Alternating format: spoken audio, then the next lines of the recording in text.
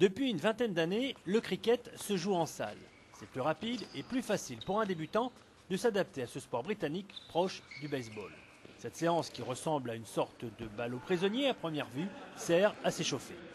Ils essayent de créer un esprit d'équipe et surtout de pouvoir lancer la balle pour taper les piquets afin de les descendre, parce que ça c'est l'un des éléments importants quand on est en train de jouer le cricket. La base est simple, on essaie de marquer le plus de points possible quand on est batteur, on essaie d'empêcher l'autre de marquer les points quand on est défendeur. D'origine britannique, Tony Benton vit dans le nord de la France depuis longtemps. Il a co-créé cet été le Lille Cricket avec Dave Zimonski. Résident australien dans la métropole lilloise, il entraîne l'équipe nordiste mais aussi l'équipe de France. Au départ, fonder une formation dans l'Hexagone, pays où seulement 1 millier de personnes pratiquent le cricket, n'a pas été facile. D'abord, la différence culturelle.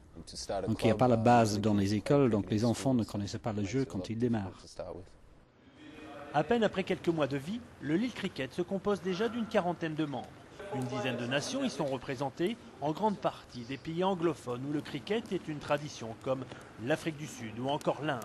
Le Lille Cricket s'appuie également sur des Trinidadiens, des Thaïs, mais aussi des Belges ou encore des Français amoureux de la Grande-Bretagne et de ses valeurs.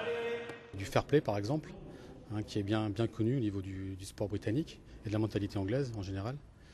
Donc voilà, essentiellement ce sont ce type de choses qui font aimer le cricket. C'est quoi un bon joueur de cricket?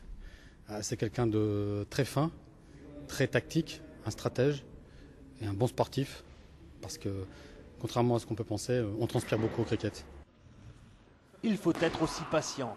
Un match international peut durer jusqu'à 5 jours, autrement dit des litres de thé pour les supporters. Côté équipement, direction l'Angleterre, où l'ensemble batte en bois de sol pleureur, de préférence, plus équipement, plus guichet, le nom du petit but de cricket peut atteindre facilement les 5 000 €. Oh my God!